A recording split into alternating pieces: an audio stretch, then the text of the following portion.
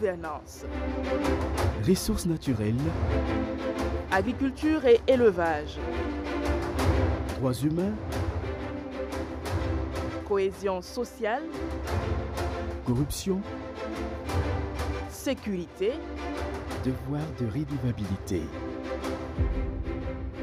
Infiltrés partout, dans nos marchés, dans nos quartiers, dans nos champs, jusque dans nos assiettes, les déchets plastiques, jadis synonymes de progrès, sont aujourd'hui le visage d'une pollution rampante qui gangrène notre quotidien au Burkina Faso. Chaque jour, des centaines de plastiques s'invitent dans nos villes, nos villages, nos vies. À Ouagadougou seulement, près de 130 000 tonnes s'accumulent chaque année, bouchant les caniveaux, stérilisant les sols, étouffant les cultures. Et les conséquences sont graves. Près de 20% des maladies respiratoires seraient liées à la combustion sauvage de ces déchets. Sur le plan économique, c'est une saignée de 40 milliards de francs CFA par an. Mais l'indifférence est en train de reculer. Des femmes, des hommes, des associations, des collectivités territoriales relèvent la tête, retroussent les manches. Le SPONG, à travers le programme Faso Veille, agit aux côtés de l'État pour impulser des solutions locales concrètes, porteuses d'avenir. Mesdames et messieurs, bonsoir à toutes et à tous. Bienvenue dans votre émission mensuelle Faso Veille, votre rendez-vous au cœur des enjeux de notre société. Témoignages, reportages, décryptage, tout ce qu'il faut pour comprendre les enjeux, découvrir les solutions et surtout agir. Et comme il est de coutume, Astrid Nikiema est avec moi sur ce plateau. Bonsoir Astrid. Bonsoir Razak. Mesdames, Messieurs, lutter contre ou périr, plus qu'une nécessité, c'est une question de survie. Mesdames, Messieurs, bonsoir et très heureuse de vous retrouver pour ce rendez-vous de redevabilité et de veille citoyenne Faso Veille. Sur ce plateau, nous avons Abou Traoré, il est le directeur de la prévention des pollutions et des risques environnementaux au ministère de l'Environnement. Philippe Zoundi, il est promoteur de solutions alternatives aux emballages et sachets en plastique. Et Amadou Zungrana, le représentant du SPONG, entendez par là le secrétariat permanent des ONG. Bonsoir à tous. Nous n'oublions pas notre public de ce soir, essentiellement composé des membres du SPONG et de la Fondation Hirondelle. Bonsoir à tous et bienvenue. Une fois de plus, bienvenue à tous et Astrid. Le principe n'a pas changé. Comme l'âme même de cette émission le souhaite, on va dire, nous avons encore tendu, en tout cas, le micro aux populations, aux Burkinabés lambda, qui se sont prononcés à travers un sondage. Effectivement, Razak, c'est plus de 4500 personnes qui ont bien voulu se prêter à cet exercice de l'émission Faso Veille, publié le 11 juin 2025 sur le 321. Et selon ce sondage rapide, plus de la moitié, c'est-à-dire 56,8% des personnes qui ont souhaité participer au sondage ont une idée du contenu de la loi 045 portant sur les emballages et sachets en plastique au Burkina Faso, contre 22,8% des répondants qui n'ont pas d'informations sur cette loi. À la même question, il faut noter que 20,4% des participants n'ont pas souhaité donner leur avis. Pour l'évaluation de l'impact de l'utilisation des sachets plastiques pour l'environnement et pour la santé au Burkina Faso, près de la moitié, c'est-à-dire 46,6%, est consciente que l'utilisation des sachets plastiques est mauvaise pour l'environnement et pour la santé. 29,4% pensent qu'elle est bonne pour l'environnement et pour la santé et 12,6% estiment qu'elle n'a aucun impact pour l'environnement et pour la santé. 11,4% des participants n'ont pas voulu se prononcer sur la question Razaka. Merci Astrid Nikiema. Abou Traoré, tout de suite, vous du ministère de l'Environnement, que vous inspirent ces chiffres?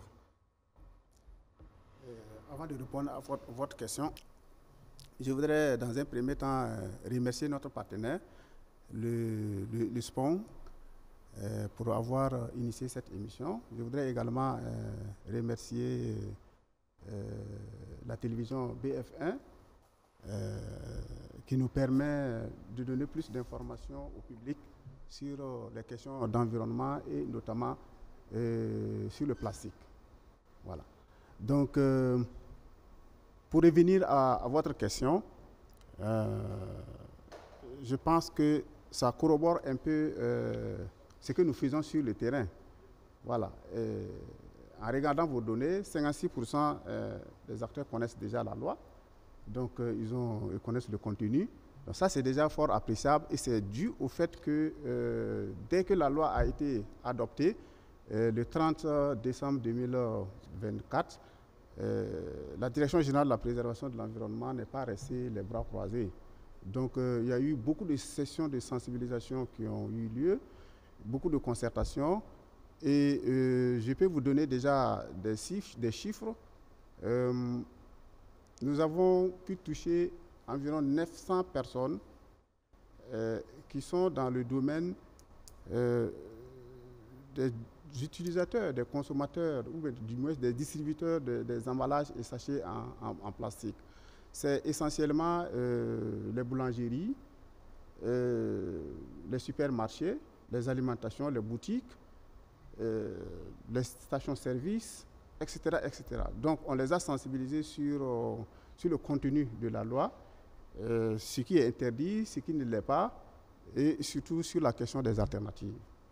Voilà. Et donc, ça veut dire quoi? Ça veut dire que dès que la loi va prendre effet, je suis sûr que ces alimentations qui ont déjà l'information feront l'effort, en tout cas, de partager les alternatives. Mais en même temps, de par le passé, ces mêmes acteurs ont été sensibilisés, ont été informés, mais des années après l'adoption de l'ancienne loi, on va y revenir, parce qu'il y a une nouvelle loi, vous l'avez dit, qui a été adoptée en décembre. Tout à fait. Les mêmes principes ont toujours été respectés, mais le résultat est toujours mitigé sur le terrain. Ce qui me permet de vous poser cette question. Aujourd'hui, quelle est l'ampleur de la pollution au Burkina Faso, la pollution due en tout cas aux sachets en plastique? La pollution due aux sachets plastiques, elle est vraiment d'une très grande envergure. C'est comme vous l'avez tantôt annoncé, le plastique pullule partout dans les différentes rues, dans le cadre de vie. On a les sachets plastiques partout. Et donc, je pense que ça, c'est dû essentiellement au fait que dans l'ancienne loi, on avait tantôt parlé de la notion de biodégradabilité. Et cette biodégradabilité allait jusqu'à 5 ans. Donc, vous imaginez quelqu'un qui utilise un sachet plastique aujourd'hui, il faut attendre 5 ans pour que ça se dégrade. Il ne va pas s'arrêter d'utiliser d'autres sachets. Donc, bien entendu, voilà, il y aura du plastique dans la nature. Voilà. Donc, ce long temps de dégradation du plastique fait que voilà, la loi 017 n'a pas véritablement prospéré. Et même la question du contrôle. Quand vous regardez, pour contrôler, il fallait utiliser des équipements très chers. Et chaque année, il fallait étalonner ces équipements-là. Donc, avec la modestie des moyens, donc ça fait que voilà, le contrôle n'a pas véritablement été au top. Merci, M. Traoré. M. Zungrana du SPONG, aujourd'hui, comment vous analysez l'ampleur du phénomène au Burkina Faso? Merci beaucoup, M. Traoré. Alors, comme le représentant du ministère l'a dit, la pollution plastique au Burkina est énorme. C'est pour ça, d'ailleurs, au niveau du SPONG et des ONG de manière générale, on a interpellé le gouvernement pour que des mesures fortes soient prises pour pouvoir vraiment limiter le phénomène. Donc, quand on regarde vos chiffres, c'est interpellateur. 29%, le chiffre pour moi c'est le 29,4% qui pensent que le plastique est bon pour l'environnement. C'est grave. Je pense qu'il y a du boulot à faire encore sur le terrain. Et donc les ONG, le SPONG accompagnent le gouvernement pour vraiment arriver à lutter contre cette pollution plastique qui fait beaucoup de dégâts, comme vous l'avez dit en introduction, que ce soit sur la santé de l'homme, la santé animale et un peu partout. Hein. Donc on voit beaucoup plus les plastiques un peu partout. Voilà. Monsieur le promoteur de solutions, Astrid, vous allez me rappeler son nom rapidement, alternative, voilà. Vous, quel est le regard que vous portez sur ces questions? vous qui êtes assez impliqué, en tout cas sur le terrain, pour apporter des solutions durables face à ce phénomène qui gangrène notre quotidien, qui menace la survie de l'humanité, qui menace notre santé publique. Ok. On a proposé des solutions alternatives au plastique à usage unique. Déjà, je vais rappeler le fait que la dangerosité se trouve dans le fait que le plastique ne se transforme pas. Alors qu'il y a une citation d'un célèbre auteur qui dit que rien ne se perd, rien ne s'écrée, tout se transforme. Mais le plastique, il reste figé dans son état. Quand on prend un bidon d'eau, par exemple, ou un sachet plastique quelconque, il ne se transforme pas. Et ça fait que ça reste figé en fait dans le temps, il ne se dégrade pas, il ne s'intègre pas à la nature.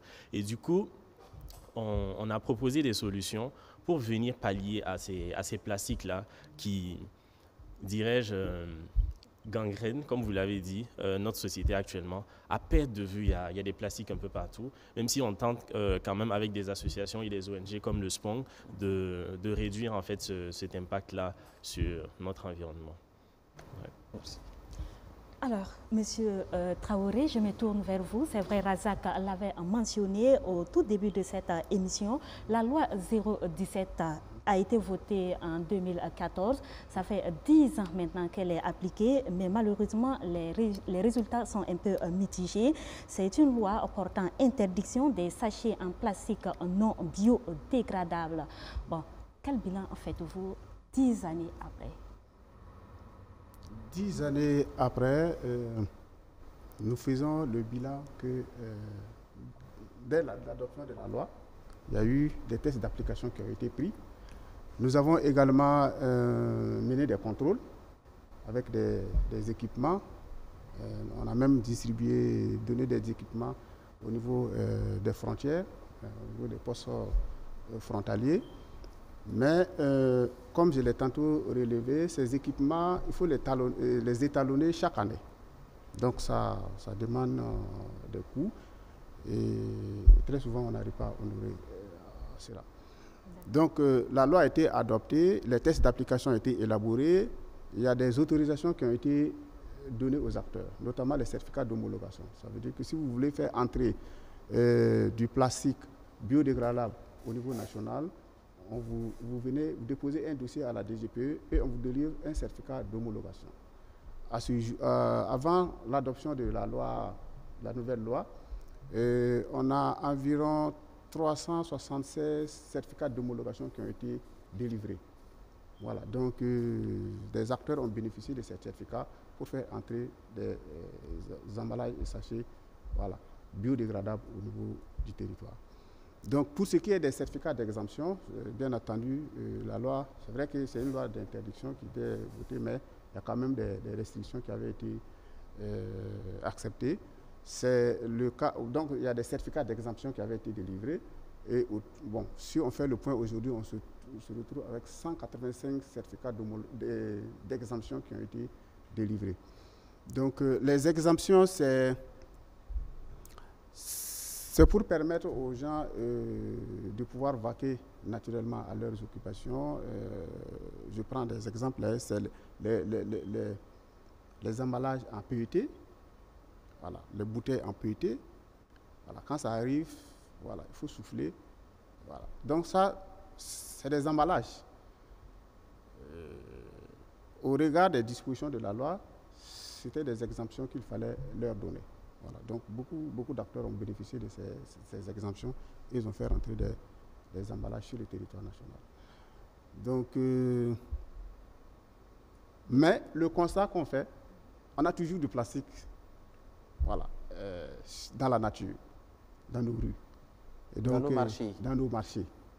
Et donc, on s'est rendu compte que la loi 017 n'avait pas résolu le problème et qu'il fallait avancer. D'où la relecture de la loi 017. Et pour cette relecture, le processus a été long. Il a commencé en 2018 avec l'élaboration d'un nouveau texte avec ces textes d'application. Donc en 2018-2019, on a introduit en Conseil des ministres. 2019, oui, toujours, comment on appelle ça, à l'ALT, l'Assemblée nationale. Donc, arrivé au niveau de l'Assemblée nationale, ils nous ont demandé de poursuivre les concertations. Et ça, on a eu beaucoup de sessions de concertation avec les acteurs. Et après ça, on a réintroduit le dossier en 2022. Donc, même scénario, on est passé en conseil du ministre à l'ALT. Et à l'ALT, on nous a demandé de toujours poursuivre les concertations. Maintenant, avec beaucoup plus une spécificité qui est qu'il faut autoriser les eaux préemballées. Voilà, les emballages qui sont utilisés pour préemballer l'eau. Pour la simple raison qu'il fallait prendre en compte la situation des PDI et globalement de l'hygiène de l'eau en milieu rural. Voilà, donc on a estimé que c'était pertinent. Donc on a mené des concertations et on a pris en compte les différentes orientations dans la nouvelle loi. Et donc elle a été concluante parce que, voilà. Mais tout ça, c'est de la première au deuxième passage en 2022, c'est lié aussi à l'acteur politique. Voilà, parce que pour les questions d'environnement, on a constaté que c'est beaucoup plus pendant les périodes de transition que les questions d'environnement, en tout cas, sont portées à leur juste valeur. Et ça, nous l'apprécions, parce que même en 2014, c'est 2014 qui a permis qu'on puisse avoir beaucoup de textes en matière d'environnement qui sont passés. Vous voyez que la transition aussi actuelle a permis le passage de cette loi. Donc il y a que la vision liée à l'atteinte des objectifs, à l'atteinte des résultats réels sur le terrain, voilà. Vous avez tantôt parlé d'exemption. Avec cette nouvelle loi, qu'est-ce qui est autorisé? Avec cette nouvelle loi, merci, pour cette nouvelle loi, ce qui est autorisé, d'abord on va parler de ce qui est interdit. Ce qui est interdit, c'est les emballages, ou du moins les sachets qui ont une dimension inférieure à 44 sur 78 cm et un micronage, donc l'épaisseur, inférieure à 70 microns. Pour ce qui est autorisé dans la même dynamique, ça va être les sachets en plastique de dimension supérieure à 44 sur 78, supérieur donc à 78 cm, et un micronage supérieur à 70 microns. Voilà, c'est ce qui va être autorisé. Maintenant, au titre des interdictions aussi, on a les emballages à usage unique. Ça, c'est interdit. Et usage unique ou jetable.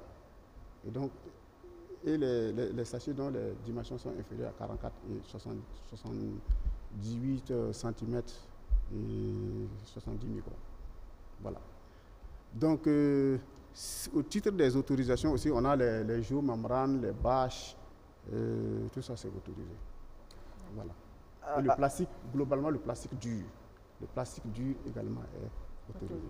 Alors, pour être beaucoup plus concret, de 2014 à 2024, on l'a tous reconnu ici, le constat est très mitigé sur le terrain. Tout à fait. Concrètement, qu'est-ce qui a changé? Qu'est-ce qui vous dit que la nouvelle loi permettra véritablement de faire bouger les lignes en la matière? La nouvelle loi est stricte sur les interdictions. Peut-être qu'on va expliquer davantage. Allez-y. Les sachets, c'est vrai que j'ai donné les dimensions, mais en français facile ou pour le commun du mortel, c'est les sachets de 5 francs, les sachets de 25 francs, les sachets de 50 francs qui sont interdits. Voilà. 5 francs, 25 francs, 50 francs, c'est interdit. C'est la gamme. Les plus populaires, on va dire, les plus disponibles, les plus utilisés. Donc, les plus utilisés. C'est ça. Donc, c'est pour éviter que véritablement on ait du plastique sur nos rues, dans nos champs, etc. Voilà. Donc, c'est vraiment ça. Donc, ça c'est vraiment un pas de géant parce que l'ancienne loi n'avait pas des éléments précis comme ça. Il s'était appuyé sur la biodégradabilité. Alors que la biodégradabilité, même pour l'apprécier, les techniciens même ont, voilà, que ce soit les techniciens ou que ce soit la population, les gens avaient du mal à pouvoir distinguer le bio du non-bio.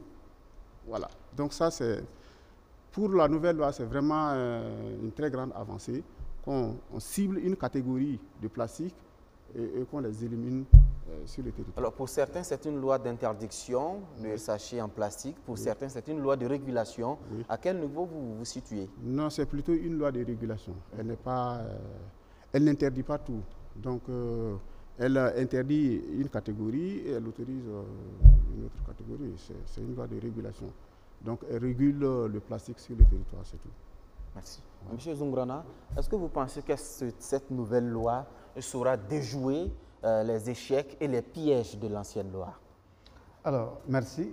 Il faut dire qu'au niveau des ONG, notamment le SPON, il faut reconnaître que le SPON, c'est une fêtière d'ONG, d'associations de développement, aussi de fondations.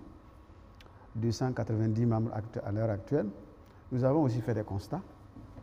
Le constat que l'ancienne loi ne pouvait pas permettre à notre pays d'éradiquer la pollution plastique. Mais les constats que nous avons faits, c'est que, effectivement, il a parlé de la biodégradabilité des sachets. Effectivement, cette notion ne permet pas de pouvoir lutter contre la pollution plastique. Il y a aussi le constat que nous avons fait en matière d'application des textes de la loi 017 déjà. Cette application était faible. Et même la nouvelle loi, si ça doit continuer comme ça, on aura des problèmes. Donc, des recommandations au niveau des ONG, au niveau du SPON, nous avons fait des notes de plaidoyer qui ont été transmis au ministère, au gouvernement. Nous avons fait des plaidoyers avec l'Assemblée législative de transition pour que cette nouvelle loi voie le jour, mais aussi que cette loi soit véritablement appliquée sur le terrain. Donc, cette nouvelle loi, nous avons bon espoir que, si elle est bien appliquée sur le terrain, peut permettre réellement à notre pays de lutter contre la pollution plastique qui vraiment fait des dégâts dans notre pays. Donc, il a parlé des interdictions, des autorisations. Il faut dire que le SPON a participé à l'élaboration de la loi et même de ces textes d'application avec le soutien de Face aux Veilles. Donc, effectivement, la première monture de la loi, c'était interdiction des sachets, mais arrivé au plus haut niveau, on a revu, le gouvernement a revu que c'était difficile d'interdire totalement les sachets au Burkina. Donc, c'est vraiment effectivement une loi de régulation où il y a une catégorie de plastique et d'emballage en plastique qui vont être autorisés. Notamment, la loi reconnaît que tous les emballages et sachets en plastique qui vont être utilisés pour la santé, pour la recherche scientifique et la recherche expérimentale, les emballages et les sachets plastiques qui vont être utilisés pour la question de sécurité, de sûreté nationale, ça va être autorisé. Voilà. Ce qui est interdit, c'est ce qu'il a dit, c'est vraiment ce qu'on utilise puis on jette rapidement, ça c'est interdit. Donc normalement, à partir du 9 juillet, normalement, nous, on a espoir qu'on ne devrait pas avoir des sachets de 10 francs, 5 francs, 25 francs, parce que c'est ça réellement qui pollue notre environnement. Donc, il faudrait que réellement la loi, avec les textes qui viennent d'être validés il y a juste avant-hier, on a bon espoir que ça va être adopté. Du 1er au 3 juillet. Voilà, du 1er au 3 juillet, tout à fait, avec toujours le soutien donc, du SPON, parce que le SPON accompagne le gouvernement dans la mise en œuvre de ses politiques publiques, surtout en matière d'environnement. On a bon espoir que si elle est appliquée, ça pourra aider donc à résoudre le problème du plastique. Est-ce que tout est fin prêt justement pour la mise en œuvre de cette loi? Là, je repars chez Abou Traoré. Oui, tout est fin prêt. La loi, c'est bon. Elle prend effet le 9 juillet. Maintenant, c'est la question des tests d'application. Les tests d'application, comme le SPON l'a relevé, ils ont été validés en session nationale le 1er au 3 juillet 2025. Donc, les tests ont été validés. Donc, nous allons prendre en compte les amendements des acteurs et puis maintenant mettre le dossier dans le circuit pour adoption. Mais il y a aussi que des voix se sont élevées cette semaine même qui semblent dénoncer une sorte de non-inclusion de tous les acteurs pour la mise en œuvre de cette loi. Qu'en est-il exactement? Juste vous rappeler que, en fait, ça nous a beaucoup surpris. Il ne se passe une semaine tant que les acteurs ne viennent pas à la DGPE. Dès qu'ils arrivent, on arrête tout et on les reçoit. Donc, dire qu'aujourd'hui que leurs préoccupations n'ont pas été prises en compte, ça, nous ne sommes pas partants pour ça. Donc, ils ont été largement consultés, ils ont largement participé aux travaux, que ce soit l'élaboration des textes de la loi ou des textes d'application, ils ont été largement concertés. Voilà. Donc, je vous ai tantôt donné le processus de révision de la loi. Et à chaque fois, nous avons été renvoyés pour aller mener plus de concertation. Et nous l'avons toujours fait. On réunit les acteurs, aussi bien à Ouagadougou, à Bobo-Dioulasso qu'à Koudougou. On a toujours consulté et on réunit les acteurs, on partage l'information et on demande à ce qu'ils contribuent. Ça ne dépasse pas ça. Monsieur Zoungrana, vous avez participé à l'atelier national de validation des textes. Quelle a été la contribution du SPONG? Alors, le SPONG a contribué à plusieurs niveaux. Déjà, nous avons participé aux ateliers de Koudougou pour élaborer même les projets de textes. Nous avons contribué techniquement et même financièrement avec Fasoveil. Il faut dire qu'au passage, nous remercions le laboratoire citoyenneté, qui est notre partenaire, qui a permis en tout cas au texte d'application de voir le jour avec le gouvernement. Donc, il faut dire que nous avons des experts qui ont participé à l'élaboration de ces projets de texte et même à l'atelier de validation. Nous avons également contribué, comme je le disais, soutenir le gouvernement pour que ça voie le jour. Alors, il faut dire que le SPONG a veillé à ce que le processus soit inclusif. Et comme nous avons participé, nous attestons que tous les secteurs ont été représentés. Les acteurs du plastique étaient à Koudougou avec nous, ils ont participé. Je parle bien ici des textes d'application de la loi, puisque la loi a été votée l'année passée, le 30 décembre, et promulguée le 31 par le président du Faso. Et même le processus d'adoption de la loi, les acteurs ont été impliqués. Donc, il faut dire que ce soit les associations, les ONG ont été représentés, le secteur privé avec les producteurs d'emballage et les châssis plastiques ont été représentés, les promoteurs d'alternatives ont été représentés à ce processus-là. Donc, et les gens ont contribué vraiment à ce qu'on ait des textes aujourd'hui que nous qualifions de textes vraiment un peu consensuels. C'est des textes vraiment, normalement, qui ne devraient pas souffrir de problèmes dans sa mise en œuvre. Voilà, maintenant, il faudrait de la volonté pour que cette loi soit vraiment appliquée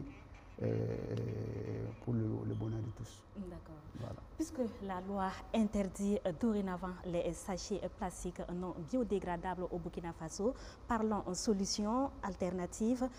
Monsieur Zoundi, pourquoi avez-vous décidé de vous lancer dans la production des emballages alternatifs ici au Burkina? D'accord, merci. On a décidé de nous lancer dans la production et la distribution des emballages biodégradables pour accompagner déjà les politiques environnementales qui ont été mises en œuvre pour éradiquer ou interdire les plastiques à usage unique. C'est en même temps apporter aussi notre pierre à l'application de ces lois-là. Parce que je ne pense pas que quelqu'un le fera à notre place. Et c'est en même temps aussi lutter surtout pour la réduction des coûts de ces emballages-là. Parce que c'est pas facile, je le dis, parce que la difficulté également que j'ai constatée au niveau de l'application de ces lois, c'est que les alternatives que nous proposons coûtent un peu cher. Et actuellement, nous travaillons à proposer des solutions alternatives qui coûtent vraiment pas cher, qui peut être adopté par n'importe qui sur le marché, n'importe quel consommateur qui peut s'en procurer. Voilà. Quel type d'emballage vous produisez actuellement? Actuellement, on produit du polypropylène. C'est des emballages en polypropylène et aussi des emballages en papier carton. Voilà.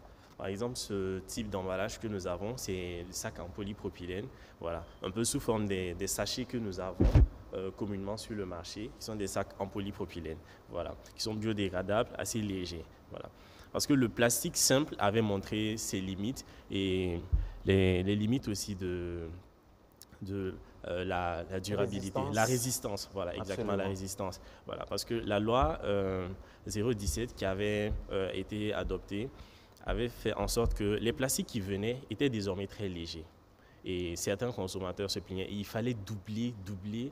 En fait, ça a presque produit l'effet qu'on ne voulait pas. Les gens doublaient de plus en plus les sachets et ça a envoyé une surconsommation. Et du coup, nous proposons des alternatives qui sont à la fois respectueuses de l'environnement et qui sont à la fois résistantes. Voilà. Donc c'est un peu notre combat aussi de participer à la mise en œuvre effective de ces lois que le ministère tente à implanter. Alors, vos solutions sont respectueuses de l'environnement. Oui. Les sachets que vous avez présentés, vous pouvez encore soulever pour que le public puisse très bien voir. Voilà. C'est assez beau, mais est-ce qu'il est accessible en termes de coût? Parce que c'est là l'enjeu. C'est là l'enjeu, oui.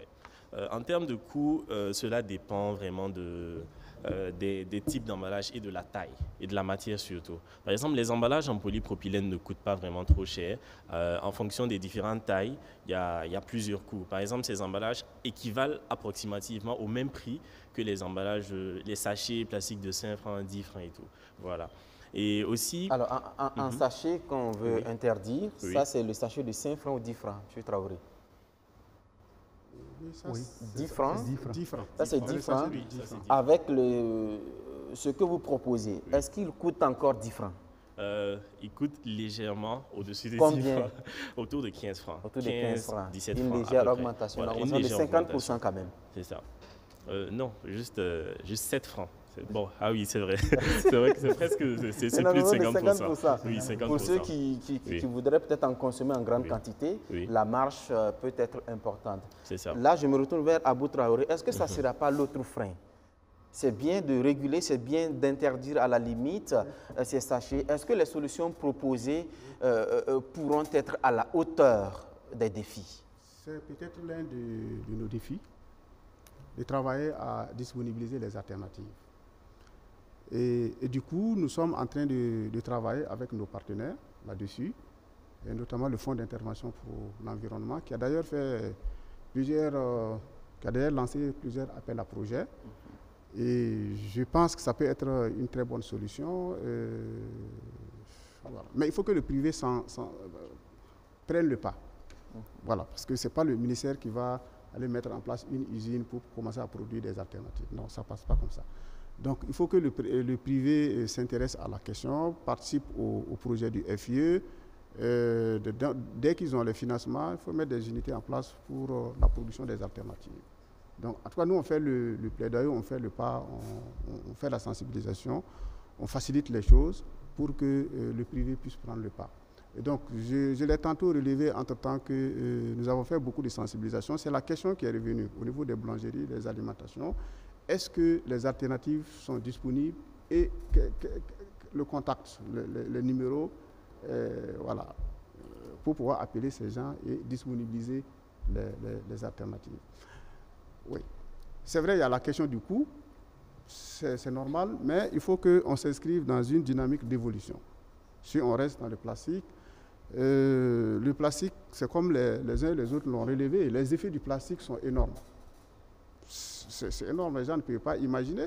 Quand ça obstrue les caniveaux, vous avez les inondations, et qui ne connaît pas les effets des inondations? Voilà. Donc ça crée des sinistres partout, il faut les reloger, il faut les nourrir, non. Donc ça, c'est un des effets du plastique.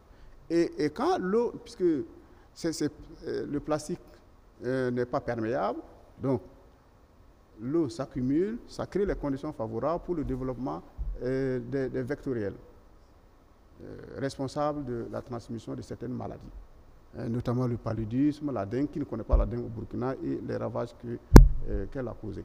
Et donc, il faut véritablement qu'on s'inscrive dans cette dynamique progressiste.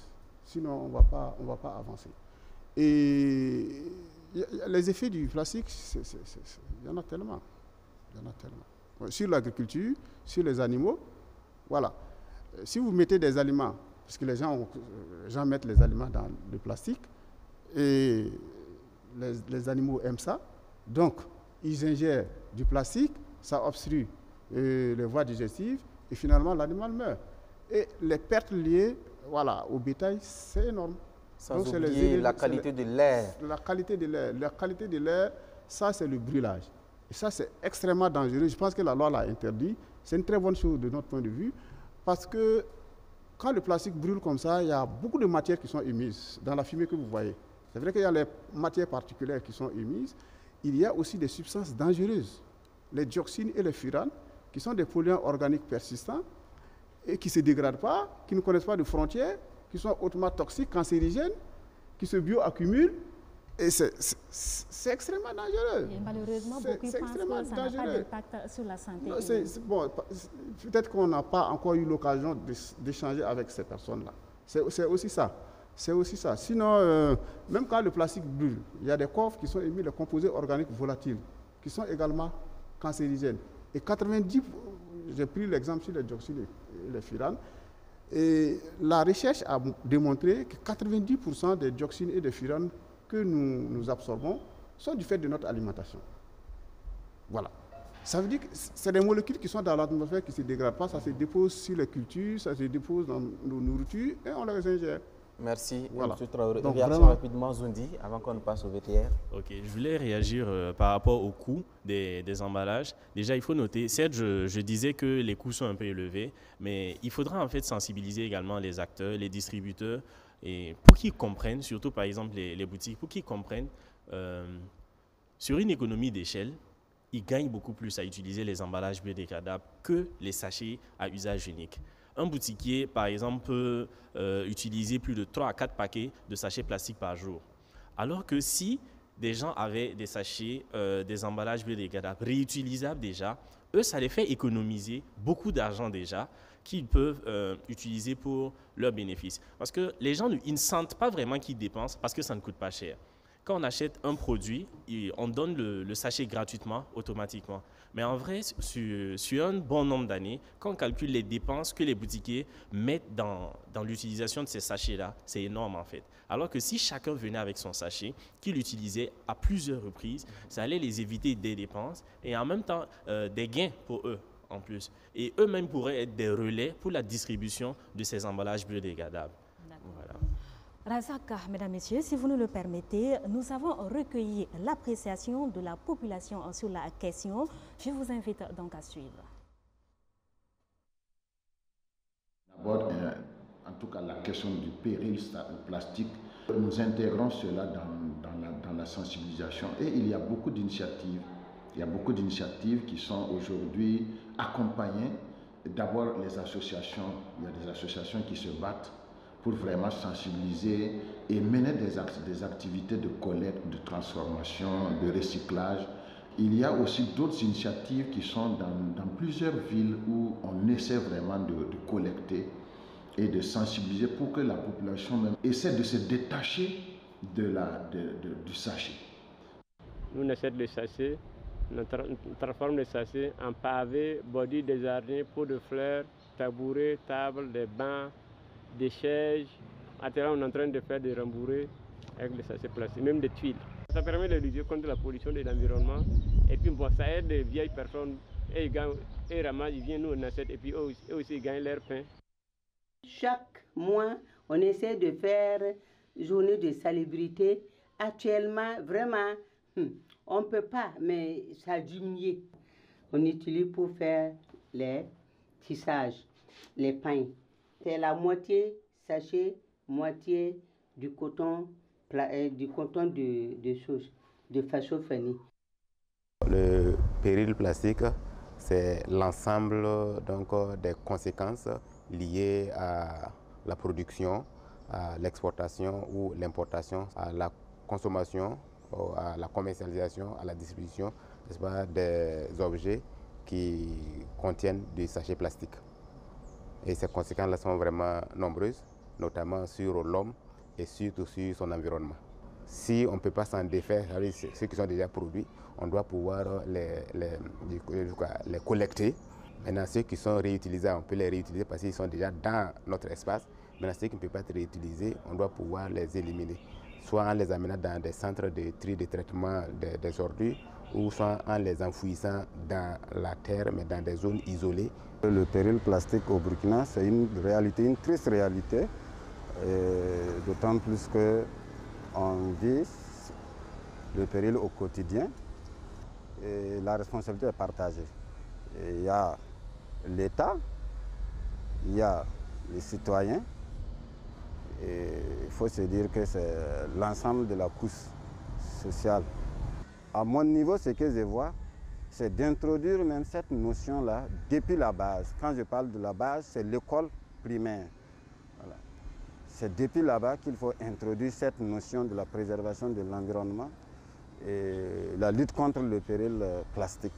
En tant qu'acteur de la société civile, on accomplira notre rôle qui est le rôle de la veille, qui est le rôle de l'interpellation, qui est le rôle de sensibilisation des populations. Donc, nous interpellons les autorités, en tout cas sur cette menace. Nous sommes dans une nouvelle dynamique qui est d'être des gens assez rigoureux avec nous-mêmes. Et ça y va également sur le plan environnemental. Donc notre appel, c'est que tout le monde se dise qu'il faut un Burkina propre. Et le Burkina propre commence par soi-même. Retour sur ce plateau et là, je me dirige encore vers Abou Traoré du ministère de l'Environnement.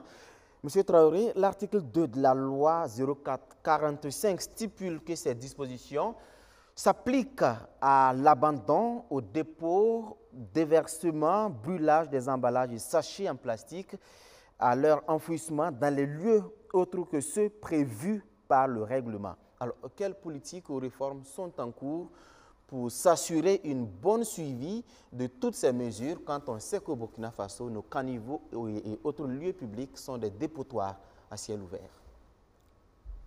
Merci pour cette question. Du point de vue institutionnel, déjà le département a pris des dispositions pour tout ce qui est effet sur l'environnement, les activités qui peuvent avoir des effets sur l'environnement. Donc nous avons créé en 2023 le service de coordination de la police de l'environnement. Donc il va être vraiment sollicité pour cette question de plastique, notamment voilà, cette loi qui prend effet à partir du 9 juillet. Donc je pense que ce service va jouer un rôle très important. Il est au niveau central, mais il est également au niveau déconcentré, au niveau des directions régionales. Donc, en multipliant les contrôles, je pense qu'on va avancer sur la question. Maintenant, on n'oublie pas que le département a bien entendu une politique en la matière, la politique environnement, eau et assainissement, qui est décliné en un programme budgétaire, le programme 081, assainissement de l'environnement et amélioration du cadre de vie. L'objet stratégique de ce programme-là, c'est vraiment promouvoir un environnement sain aux populations. Voilà. Maintenant, comment on passe, c'est la véritable question. Il faut que les moyens accompagnent la mise en œuvre du programme. Et donc, à la suite, le programme, on a une stratégie, la stratégie nationale de gestion des déchets plastiques, et les acteurs dans l'élément qui est passé, c'est vrai que les gens n'ont pas abordé la question de la stratégie, mais les éléments qui ont été abordés en font un peu cas. C'est la question de la valorisation du plastique. Voilà, donc ça c'est un maillon qui est très important. Et ça va éviter qu'on ait le plastique dans la nature et cela couplé aux mauvaises pratiques, on va éviter les effets. Donc, là, c'est de travailler à promouvoir les unités de valorisation du plastique. Maintenant, dans ce processus de valorisation, il faut tenir compte, il faut respecter la nouvelle loi. Puisqu'on a dit, vous ne pouvez plus valoriser en fabriquant des sachets de 5 francs, 10 francs, jusqu'à 50 francs. Donc, vous devez faire en sorte que ce qui va sortir soit ait les dimensions 44 sur 78 cm et un micronaute de 70 microns. Voilà, puisque c'est ça qui est autorisé par la loi. Voilà. Moi, donc, je reviens sur le plan sanitaire. Oui. Est-ce qu'aujourd'hui, on peut établir un lien entre certaines maladies et l'exposition prolongée aux déchets plastiques et à leur brûlage à l'air libre? Oui, de manière scientifique, ça c'est toujours difficile à prouver, mais il y a des études qui ont quand même tenté. Si vous prenez le document de ECC 2015, et ils l'ont tantôt relevé, hein, et ils ont évalué les dioxines et les furanes. Et ils ont démontré que les 90% de ces dioxines et furanes-là que nous absorbons étaient du fait de notre alimentation. Et les études ont démontré que ces substances dans l'organisme, étant donné que ça ne se dégrade pas, ça s'accumule, et à un moment donné, ça crée des soucis à l'organisme par des tumeurs, les cancers et autres. D'accord, merci bien. Monsieur Amadou Zongrana, vous êtes de SPONG. Pensez-vous que les populations sont suffisamment sensibilisées sur les dangers publics liés au plastique? Oui, merci. Alors, les populations, les efforts ont été faits pour sensibiliser les populations. D'ailleurs, félicitons le gouvernement pour les campagnes de sensibilisation qui ont eu lieu, notamment depuis 2014, avec la loi 017 déjà. Il faut dire que les ONG aussi accompagnent dans la sensibilisation, mais beaucoup d'efforts restent à faire. Le 29,4% qui pensent que les déchets ne polluent pas l'environnement, ça montre qu'il faut redoubler d'efforts. Donc je crois qu'au niveau des ONG, des associations, cette sensibilisation va continuer. Et comme quelqu'un l'a relevé dans le reportage, il faudrait qu'on actionne dès la base, donc au niveau des scolaires, pour que sensibiliser à ce niveau nos écoles, nos universités, pour un changement de comportement. Et il faudrait continuer à multiplier les efforts pour que finalement les gens comprennent que les déchets plastiques, c'est nocif pour la santé, ça pollue l'environnement et les ONG sont dans cette dynamique. Quelles sont les principales actions que vous menez déjà sur le terrain? Oui, déjà sur le terrain, nous avons des associations qui sont dans la sensibilisation, comme je vous disais, la sensibilisation, dans la valorisation des déchets plastiques. Valorisation parce que ça va toujours exister, parce que cette loi, même cette nouvelle loi n'interdit pas tout. Donc il y aura toujours des déchets plastiques qu'il faut valoriser. Et je suis d'accord avec les promoteurs qui sont là. Des associations sont dans ça. Et le SPONG, naturellement, actionne au niveau politique pour que les lois, les textes qu'on prend puissent être appliqués. Et nous veillons à ça. Donc il faut vraiment appliquer les textes, sanctionner s'il le faut. Je crois que la loi a prévu beaucoup de sanctions. Et peut-être que le ministère va revenir là-dessus. Il faut vraiment sanctionner ceux qui ne respectent pas les dispositions de la loi. Donc, les ONG veillent à cela. Donc, promouvoir, aider aussi à accéder à un certain nombre de financements, parce que le défi de l'application de cette loi, c'est le défi économique. Voilà. Donc, ça veut dire que les populations vont devoir payer un peu plus cher pour utiliser les sachets. Donc, il faudrait que des associations, des ONG puissent avoir accès à un certain nombre de financements. Il a parlé tantôt du FIE, le Fonds d'intervention pour l'environnement. Il faut que les FIE multiplient les appels à projets pour que les associations aient accès et pour pouvoir fabriquer des alternatives et les produits moins chers. Voilà. Il faut aussi donc, que le FIE ait beaucoup d'argent, des partenaires de l'État, des partenaires étrangers, pourquoi pas, parce que c'est une cause mondiale.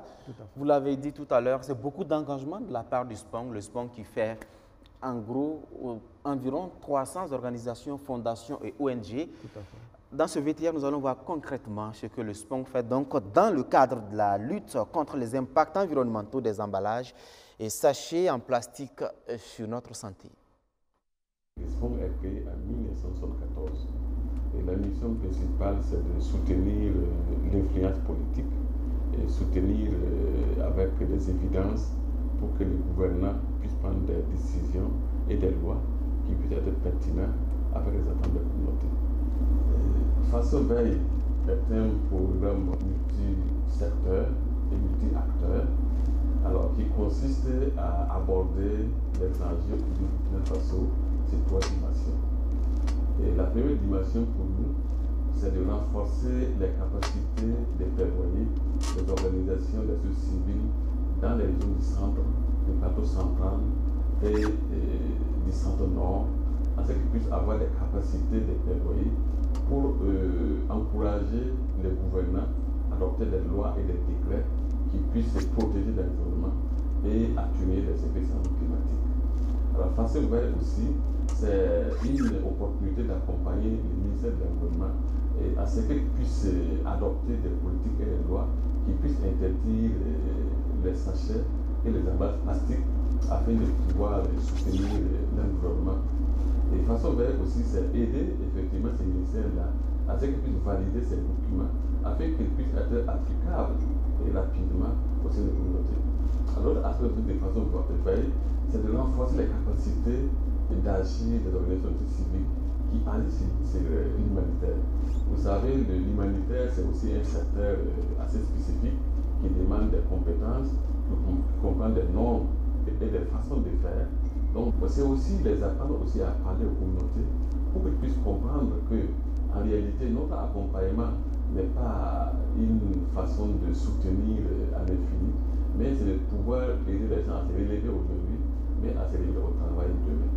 Donc, Façon Verte, c'est véritablement un projet d'offre de services adéquats qui puisse renforcer la qualité des interventions, impacter les communautés, mais aussi pouvoir rentabiliser l'aide au développement dans les secteurs dont l'environnement, le changement climatique et les systèmes humanitaires.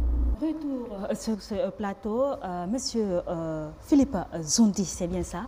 La loi 045 interdit toute production, importation, commercialisation, distribution, tout stockage, toute détention et utilisation des sachets plastiques ici au Burkina Faso. Pensez-vous que les solutions alternatives écologistes que vous proposez, est-ce que vous pensez que tout cela sera facilement accepté par les populations? Ok, merci bien. Au niveau de l'acceptation, c'est vrai que ce n'est pas facile parce que comme le représentant du SPONG l'avait mentionné, c'est une question de coût. Le volet acceptation réside surtout au niveau de l'accessibilité, question financière. Voilà. Parce que les alternatives que nous proposons, certes, sont biodégradables et permettront également d'avoir un impact sur le long terme, mais coûtent légèrement cher. Voilà. Le plus grand frein, c'est un peu à ce niveau.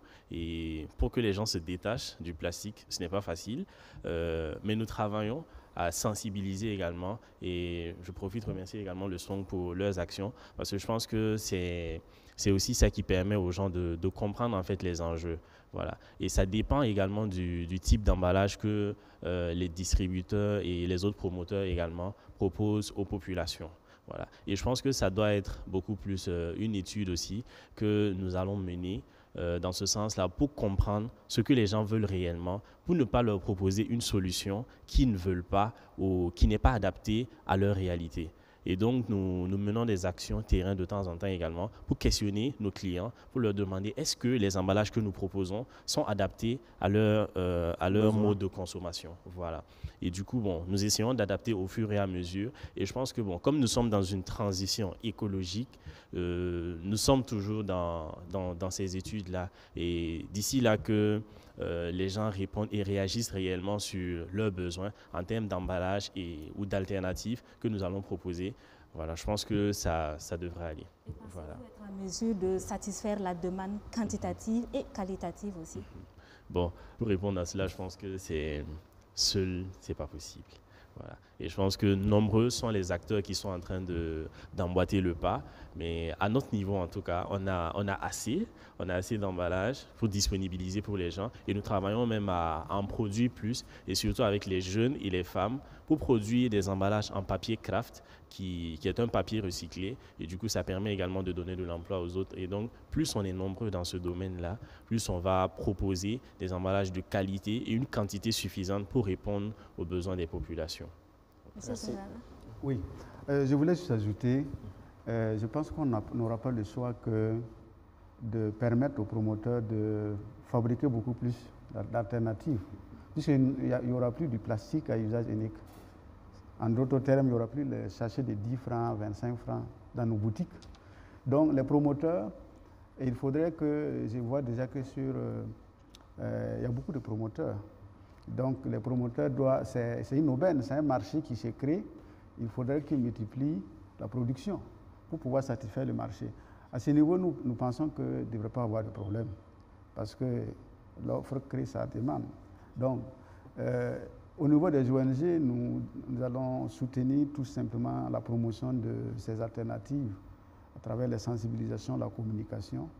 Il faudrait que les gens arrivent à utiliser ces alternatives-là. Voilà, il faut que les gens comprennent que c'est ça maintenant qu'il faut utiliser. Donc, normalement, ça ouvre un marché pour les promoteurs qui devraient pouvoir écouler leur production. Voilà. Donc, le gouvernement également peut soutenir ces promoteurs-là pour qu'il n'y ait pas un vide au niveau de nos boutiques. Ce qu'il a présenté là, c'est une alternative, c'est bien, parce que ce n'est pas un truc qu'on peut jeter après avoir utilisé pour la première fois.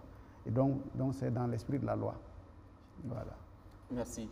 Monsieur Abou Traoré, la loi sera mise en œuvre, en tout cas à partir du 9 juillet, c'est dans quelques jours, mais je l'ai relevé tantôt, mais dans un contexte où tous les acteurs ne parlent pas d'une même voix. Cette question de micronage, de sachets, pose encore problème au niveau de certains acteurs. Qu'est-ce que le gouvernement a prévu pour tenter de rassembler tous les acteurs importants, en tout cas autour de cette cause aussi noble?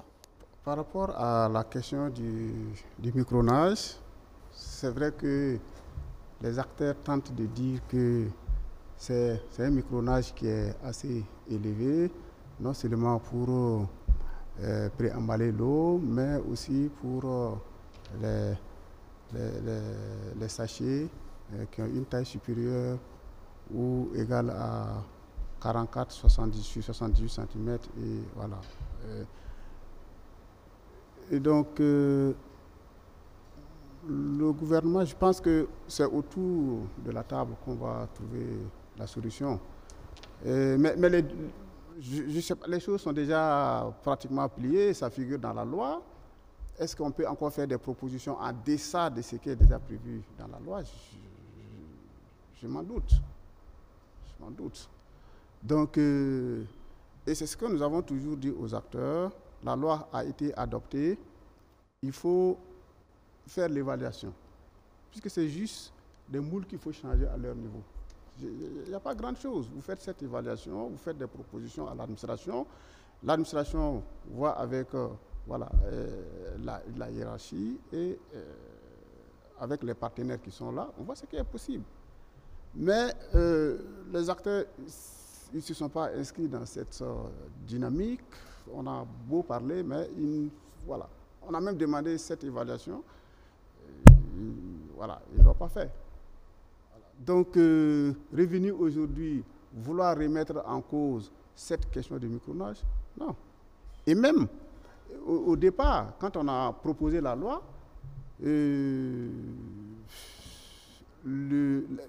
sur la question des dimensions, les dimensions étaient plus élevées que ça.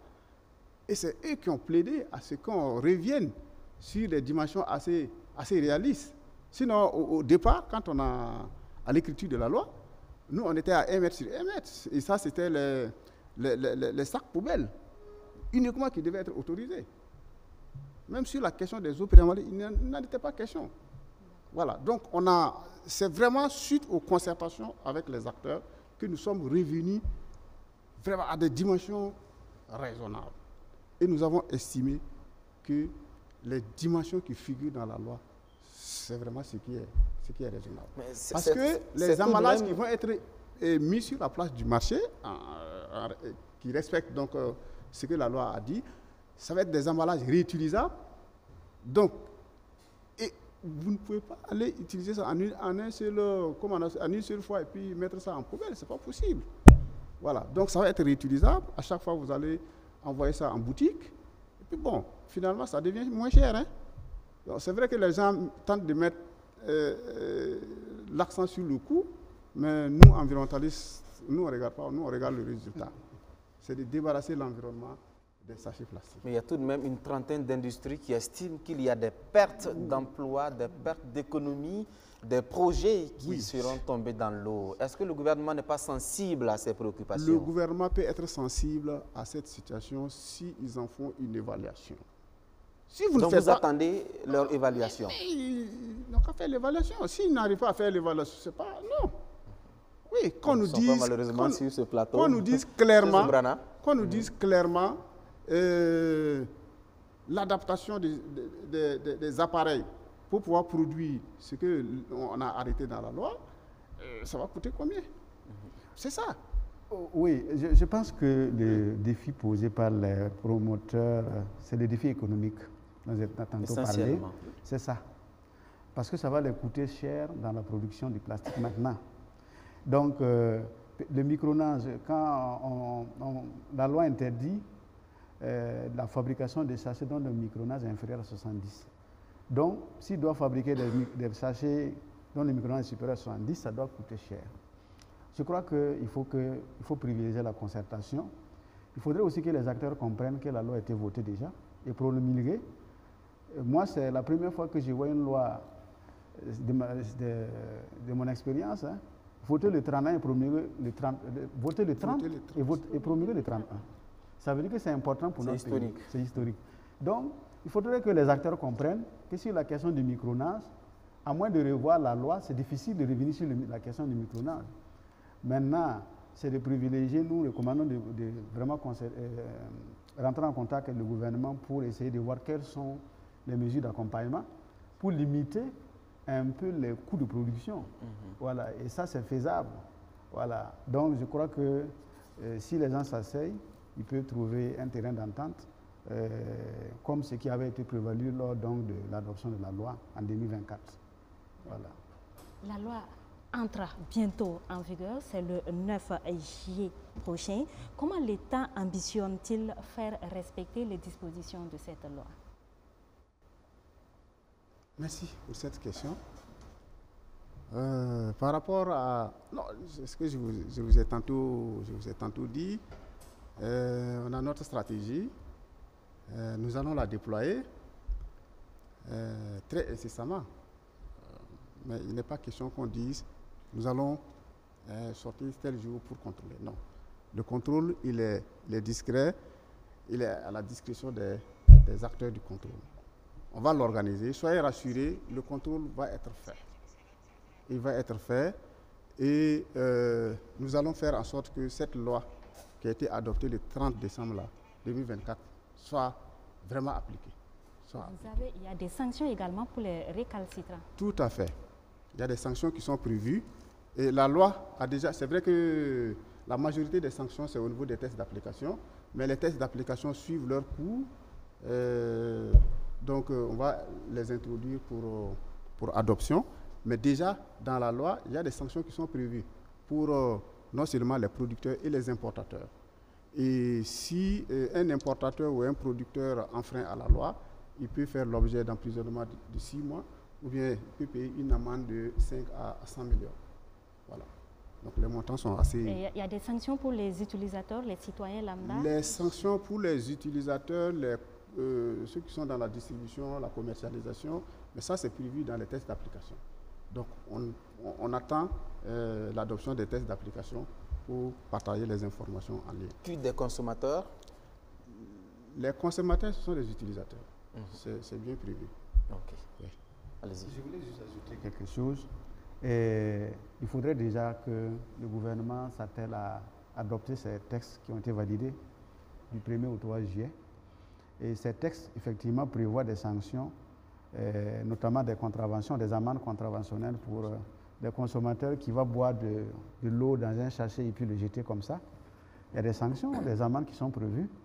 Et il y a aussi l'emprisonnement pour les importateurs et les producteurs de sachets plastiques. Donc, il faudrait déjà que le gouvernement adopte les textes très rapidement. Parce que, normalement, ça devrait être fait avant le 9. Mais bon, par la force des choses, ça va être fait après le 9. Mais Il faudrait que ça vienne rapidement pour que le contrôle soit fait efficacement sur le terrain et pour que les sanctions suivent. Donc, au niveau du SPONG, nous allons toujours veiller à ce que ces textes d'application-là soient effectivement appliqués sur le terrain, cette loi soit appliquée, et il ne faut pas que ce soit comme la loi 017. La loi 017, en réalité, c'est vrai, il y a la question de la biologie, mais il faudrait appliquer réellement les textes pour qu'on voit ce que ça donne. Donc, voilà un peu... Merci, M. Zoungrana. Alors, le débat se mène ici sur le plateau. Il se mène également sur la toile, sur les réseaux sociaux, où des informations qui ne sont pas totalement justes, qu'on qualifierait de fake news, sont distillées, comme notamment certains auteurs qui affirment que 30% des mortalités du cheptel burkinabé sont liées aux déchets plastiques. Alors, notre partenaire FASOCHEC a tenté de déconstruire cette information tout en insistant sur le risque, en tout cas sanitaire, lié aux déchets plastiques chez les animaux. On regarde et on revient. Ce fameux chiffre de 30% de taux de mortalité du cheptel burkinabé lié aux sachets plastiques, on l'entend encore. Il a été récemment cité par le ministre de l'Administration territoriale, Émile Zerbo. C'était à Kaya, dans la région du Centre-Nord, lors de la Journée mondiale de l'environnement le 5 juin 2025. Mais ce chiffre, il n'est pas nouveau et surtout, aucune preuve ne le soutient. Il remonte en réalité, tenez-vous bien, à l'an 2000. Brahma Barou, étudiant en ingénierie du développement rural à l'Université polytechnique de Bobo-Dioulasso, travaille sur son mémoire. Il travaille sur les risques d'exposition des animaux aux sachets plastiques dans la ville de Bobo-Dioulasso. Et pour ses enquêtes, il inspecte les panses de plus de 6500 animaux abattus à Bobo-Dioulasso et recueille les témoignages de 46 éleveurs. Il conclut que 28,6% des petits ruminants et 28,9% des bovins abattus avaient du sachet plastique dans la panse, avec une plus grande proportion pour les animaux provenant de la ville, 30,4% contre 28,21% en milieu rural. 86% des éleveurs interrogés ont aussi affirmé avoir perdu des bêtes à cause des sachets plastiques. Mais attention, il ne s'agit là que d'une étude locale vieille de 25 ans et qui ne conclut qu'à la présence de sachets plastiques dans la panse d'animaux abattus, les sachets n'étant pas ici la cause de la mortalité. Mais le chiffre a ensuite été repris en 2014 dans une campagne du ministère de l'Environnement pour soutenir un projet de loi anti-plastique. Et c'est l'une des affiches qui a servi de source en 2022 à Roger Barreau, à l'époque directeur de la prévention des pollutions et des risques environnementaux.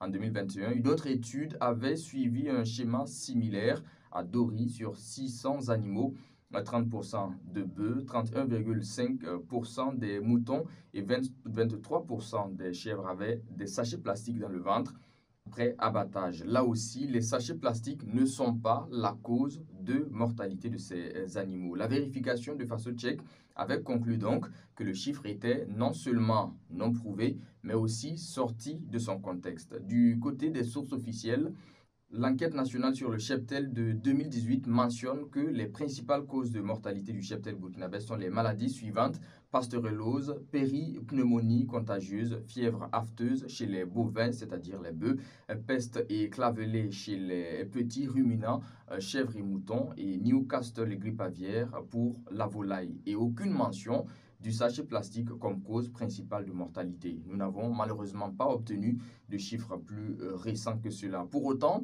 ces emballages plastiques devenus partie intégrante du quotidien des Burkinabés sont bien un danger pour les animaux. Une fois ingérés, ils s'accumulent dans leurs panses et les empêchent d'ingurgiter en quantité les aliments nécessaires. Cela peut provoquer chez eux une perte de poids, voire la mort, a expliqué le docteur vétérinaire Adama Maïga à FASOCHEC. Depuis fin 2024, il est important de le noter, la loi a été durcie au Burkina.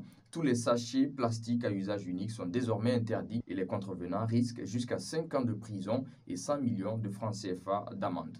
Nous sommes de retour sur ce plateau. Réaction rapide, 30 secondes chacun sur ce que vous venez de suivre. Je commence par M. Zoungrana. Ok, merci. Effectivement, nous voyons un peu dans certaines publications le taux de 30% du cheptel qui est décimé à cause du plastique. Mais effectivement, nous n'avons pas effectivement de preuves pour Il n'y a pas de preuves, je n'ai pas encore vu les preuves pour pouvoir attester Mais ça. cela ne veut pas dire que le phénomène n'est pas réel. Le phénomène est réel, comme les bêtes meurent à cause du plastique, mais le chiffre 30%, nous le voyons également comme ça. Nous sommes prudents dans l'utilisation de ces chiffres-là. Merci. Et rapidement, M. Zondi. Ok.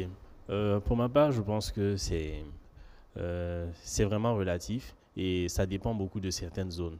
Par exemple, je pourrais dire que peut-être à Ouagadougou ou dans les grandes villes urbaines où les sachets sont utilisés en plus grande masse, c'est possible, entre griffes, que les sachets soient des causes de mortalité de certains animaux.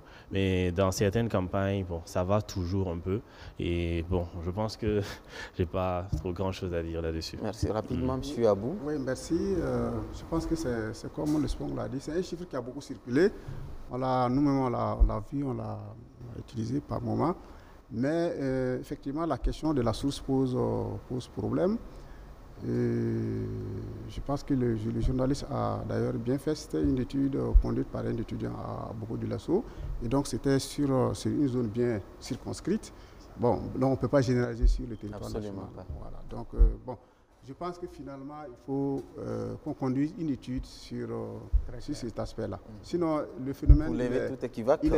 Pour lever tout équivoque. C'est réel. Les animaux ingèrent le plastique, il ne peut pas se dégrader.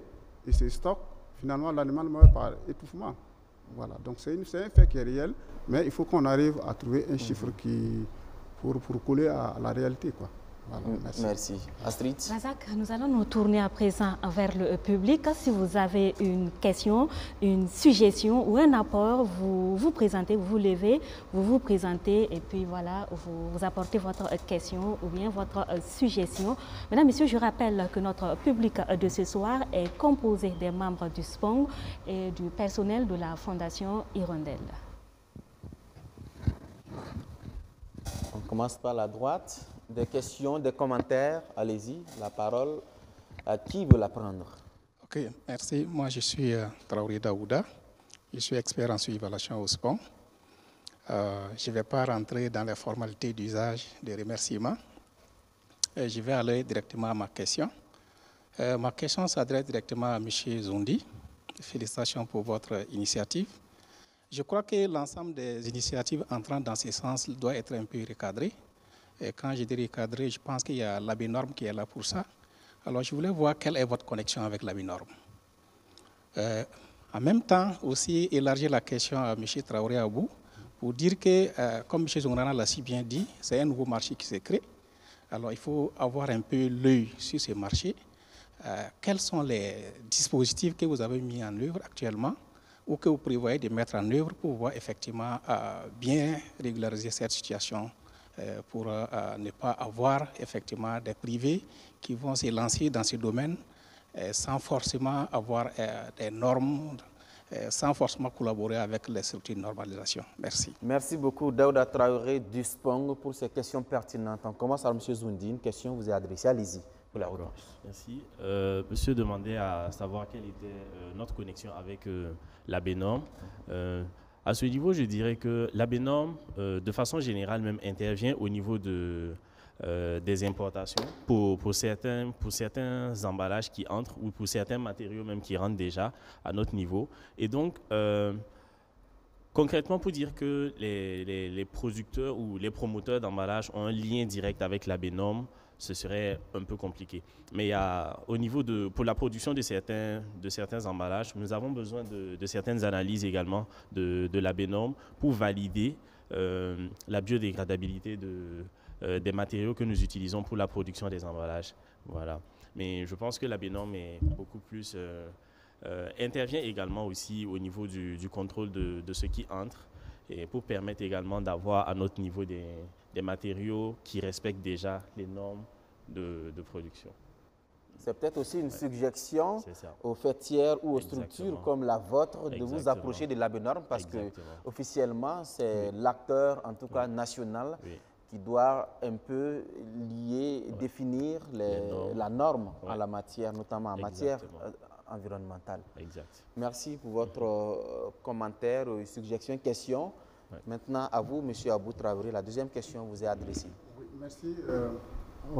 à l'intervenant pour cette question d'une importance capitale. Hein. Je pense qu'elle est relative aux dispositions à prendre pour éviter une cacophonie dans le marché des alternatives, c'est ça. Et non, je pense que nous travaillons avec un acteur assez organisé, le Fonds d'intervention pour l'environnement. C'est un fonds, il y a vraiment des règles.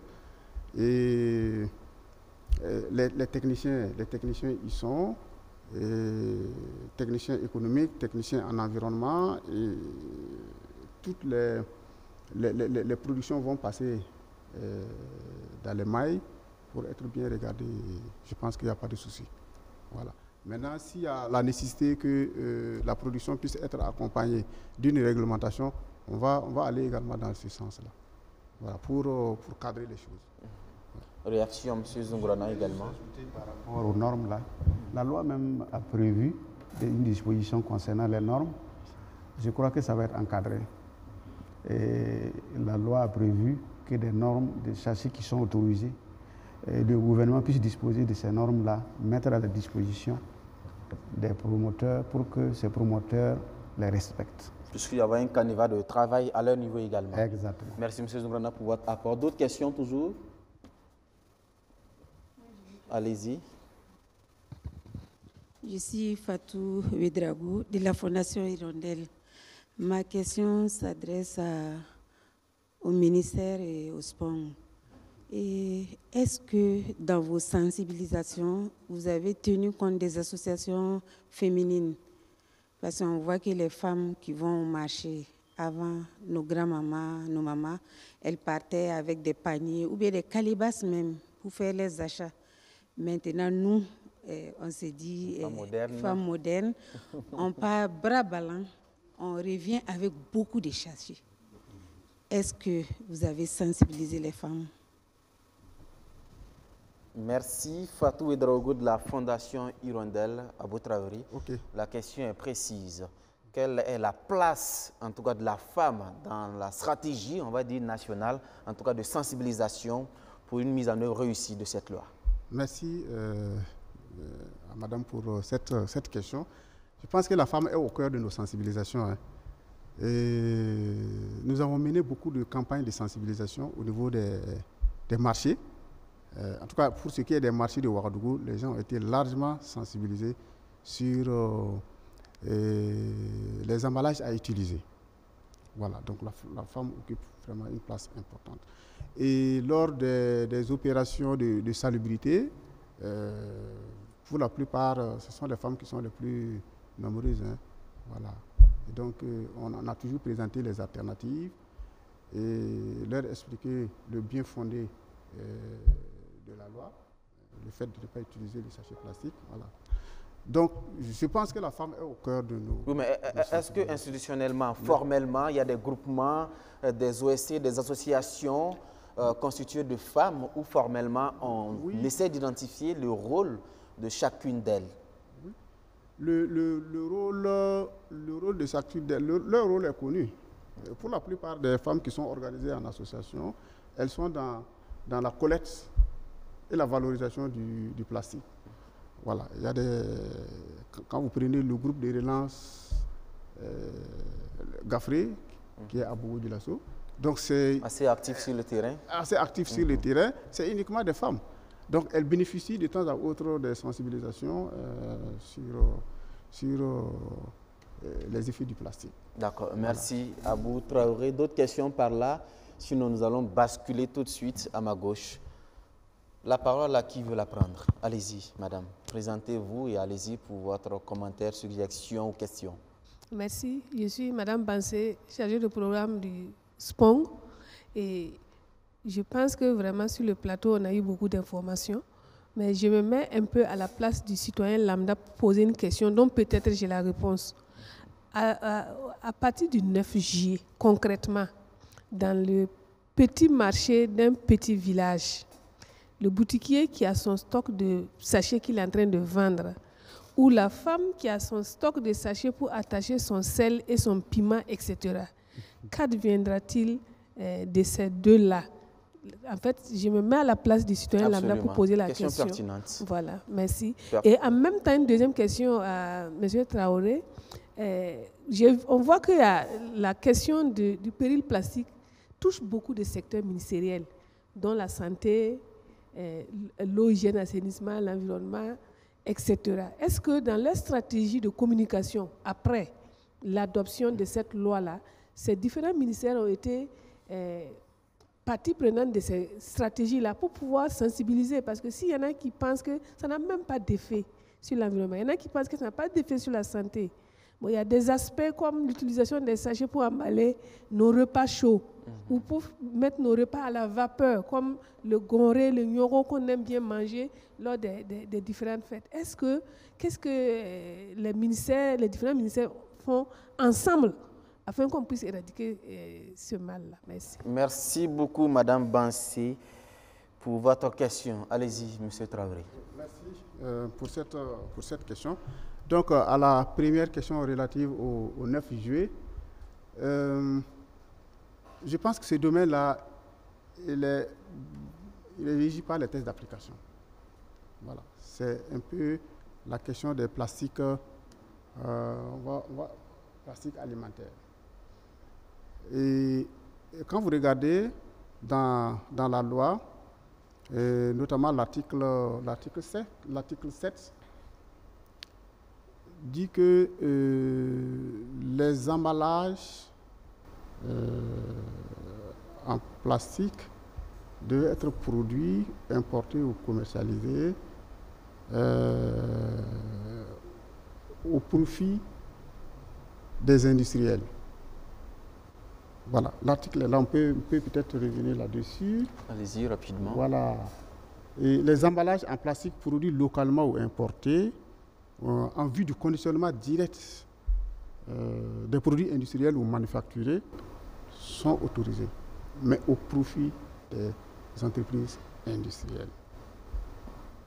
Donc, je pense que la disposition est assez claire.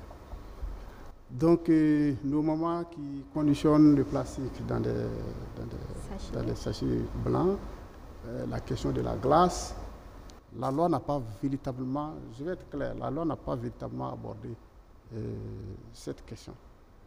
Donc, le plastique qui est autorisé, c'est celui qui est produit localement ou importé en vue du conditionnement direct des produits manufacturés ou industriels, mais c'est au profit des industriels. Ça veut dire quoi concrètement? Que si par exemple Sosico a besoin d'un emballage pour emballer son sucre, il peut voir avec un acteur, un importateur, donc il va importer et mettre à la disposition de la Sosico. C'est ça. Mais je pense que la question de Mme Bansé, elle va peut-être repréciser sa question si le micro est à côté. Sa question, je l'ai très bien comprise. OK. Oui, oui. Mais c'est ce que j'ai dit. La loi n'a pas abordé. Vous voyez, les emballages et sachets plastiques qui sont produits localement ou importés doivent être au profit des industriels.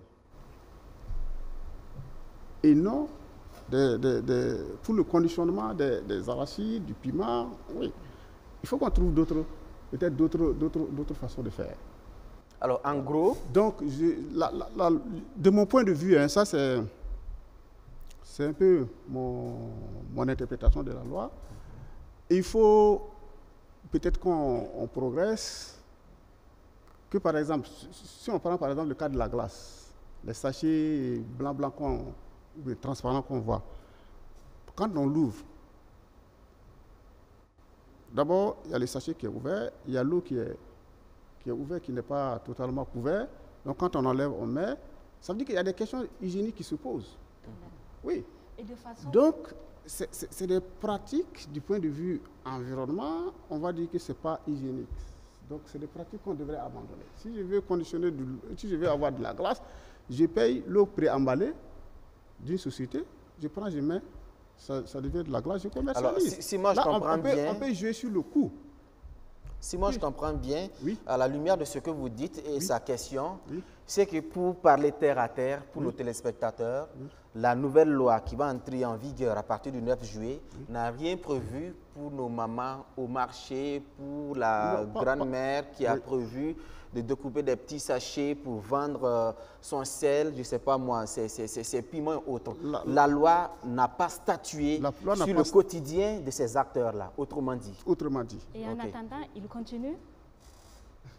Bon, si la loi n'a rien dit, ben, allez-y. La loi n'a rien dit. Moi, ayant participé à l'élaboration du projet de loi et même des textes d'application, en réalité, il faut dire clairement les choses.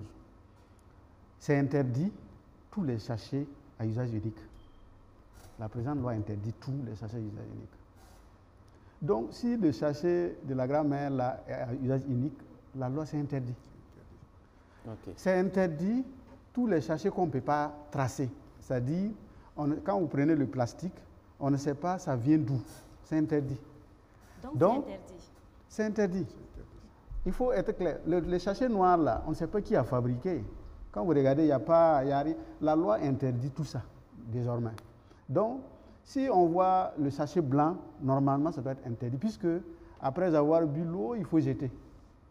Voilà. Donc, la loi dit la détention ou l'utilisation des sachets et emballages en plastique à usage unique ou jetable, c'est interdit. Maintenant, ce qui est autorisé, comme il a dit, c'est les sachets et emballages en plastique produits localement. Si c'est produit localement, eux, ils peuvent tracer. C'est-à-dire, on sait qui a produit. Donc, si un promoteur burkinabé a produit un sachet, il est obligé de mettre que c'est moi qui ai produit.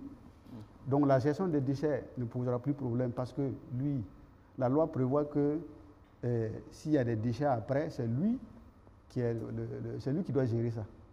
Voilà. Donc, les sachets qu'on prend et puis on ne sait pas c'est qui a produit et que ça usage unique, c'est interdit. Donc, il n'y a pas d'amalgame. Maintenant, après le 9 juillet, il faudrait que les textes d'application viennent clarifier tout ça.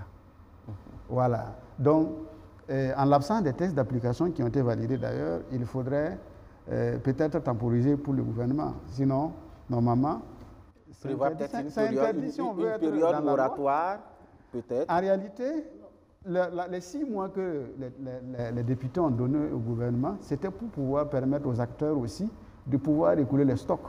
Les 6 mois-là. Sinon, la loi... je vous assure que l'information n'a pas été perçue comme ça dans le marché. Loi a été votée, ça, je peux vous le témoigner. La loi a été votée le 30 décembre, promulguée le 31, et les députés ont donné 6 mois jusqu'au 9 juillet. En réalité, c'est pour que ceux qui ont des stocks, les anciens stocks, puissent pouvoir les vider. Voilà. Maintenant, et puis, à partir du 9, ça doit rentrer en vigueur. Normalement, à partir du 9, s'il y a les textes d'application, on ne devrait pas voir les sachets usage unique dans la place publique. Si quelqu'un jette un sachet comme ça, on doit l'attraper, on doit le verbaliser, normalement. En principe. En principe. D'accord. Est-ce que votre question a été répondue entièrement? Merci. D'autres questions par là? Allez-y, madame, présentez-vous. Moi, c'est madame Zundi Honorine. Et je suis... Je produis du lait, je transforme. Je voudrais savoir, le lait frais que nous vendons aux alimentations, est-ce que ces sachets de lait sont interdits, oui ou non? Celles interdites, donnez-nous comment nous allons parler à cela. Nous allons utiliser des bouteilles ou qu'est-ce que nous allons utiliser pour le vendre? Et si nous allons utiliser les bouteilles, je crois que le citoyen lambda qui est là ne pourra pas l'acheter parce qu'elle devient chère. Alors que ce qu'aujourd'hui, là, nous voulons que tout le monde, le citoyen lambda, puisse boire du lait, pas du lait en poudre fabriqué par l'extérieur, mais ce qui est fabriqué au Burkina, consommons burkinabé. Voilà. Je voudrais savoir si oui ou non c'est interdit. Merci beaucoup à Mme Honorine Zondi pour votre question. Je pense que c'est une question qui peut s'adresser à tous les trois, mais on commence par Abou Traoré. Merci à l'intervenant pour cette question. Je pense que pour le lait, il faut s'assurer que c'est une unité industrielle. Si c'est une unité industrielle, il n'y a aucun souci, c'est un emballage autorisé. Maintenant, peut-être le conseil qu'on va vous donner, il faudra que vous revoyiez le micronage de vos emballages. Donc, le micronage doit être assez élevé, donc il faut l'amener à 70 microns. C'est bon. Parce que ça, c'est un emballage primaire. Mais ça ne dépend plus de la productrice, par exemple, de lait. Parce qu'elle ne va pas produire le sachet. Elle est censée en acheter. Non, ils sont en étroit lien avec les producteurs. OK. Voilà. Et c'est ce que l'article 7 a dit. Les responsabilités sont engagées. Sont engagées, oui, tout à fait. Puisque c'est eux qui sont... C'est avec eux, voilà, nous, on voit le sachet. Donc, c'est de communiquer avec leurs importateurs, donc leurs fabricants, pour qu'ils augmentent le micronage de leur emballage. Voilà. Donc, madame, ne soyez pas inquiets, c'est un emballage primaire pour le conditionnement direct du lait. C'est une unité industrielle, il n'y a aucun souci. Allez-y. Je voulais juste ajouter à ce qu'il a dit. Effectivement, comme c'est une unité industrielle au Burkina, dans l'esprit de la loi, les emballages qui vont être utilisés par cette unité industrielle-là, c'est autorisé. Donc, il y a une disposition qui dit que tout ce qui est produit localement sont autorisés à des fins industrielles. Et donc, comme c'est une unité industrielle, ça va être... Donc, ça veut dire que son importateur ou son producteur de plastique, de son emballage, doit avoir les autorisations pour lui livrer ces emballages-là pour qu'il conditionne son lait. Et ça doit respecter normalement effectivement les dispositions de la loi, les micronages, ainsi de suite. Maintenant, une précision, là, la taille des 44 sur 78 n'est pas obligatoire. Tout à fait. Madame Zondi, c'est bon pour vous? D'autres questions par là? Sinon, ça sera tout pour ce soir. C'est bon? C'est bon pour tout le monde? Tout est clair pour tout le monde? Alors, mesdames et messieurs, ça sera tout pour aujourd'hui. Merci à tous de nous avoir suivis partout au Burkina Faso. Merci et à très bientôt pour d'autres numéros de Faso Veille. Bonsoir. Ressources naturelles, agriculture et élevage, droits humains, cohésion sociale, corruption, sécurité, devoir de rédivabilité, bonne gouvernance, ressources naturelles, agriculture et élevage, droits humains, cohésion sociale, corruption, sécurité, devoir de rédivabilité, bonne gouvernance, ressources naturelles, agriculture et élevage, droits humains, cohésion sociale, corruption, sécurité, devoir de rédivabilité, bonne gouvernance, ressources naturelles,